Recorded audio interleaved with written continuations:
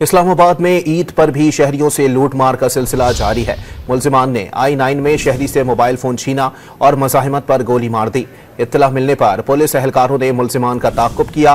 Petrol खत्म होने पर मुल्जिमान ने फैज़ाबाद पर मोटरसाइकिल छोड़ी और मुल्जिमान गन पॉइंट पर दूसरी मोटरसाइकिल छीनकर बासानी फरार हो गए।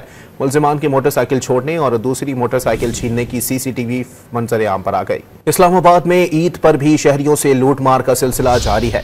मुल्जिमान ने I-9 में शहरी से मोबाइल फोन छीना और मज़ाहिमत पर गोली मार दी। इत्तला मिलने पर पुलिस एहलकारों ने मुल्जिमान का ताक़ुब किया। पेट्रोल खत्म होने पर मुल्जिमान ने फैज़ाबाद पर मोटरसाइकिल छोड़ी और मुल्जिमान गन पॉइंट पर दूसरी मोटरसाइकिल छीनकर बासानी फरार हो गए।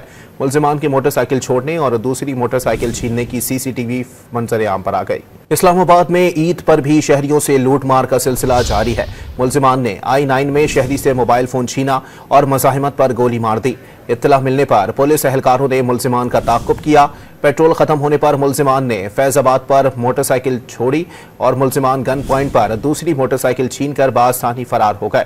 मुल्जिमान की मोटरसाइकिल छोड़ने और दूसरी मोटरसाइकिल छीनने की CCTV मंजर-ए-आम पर आ गई।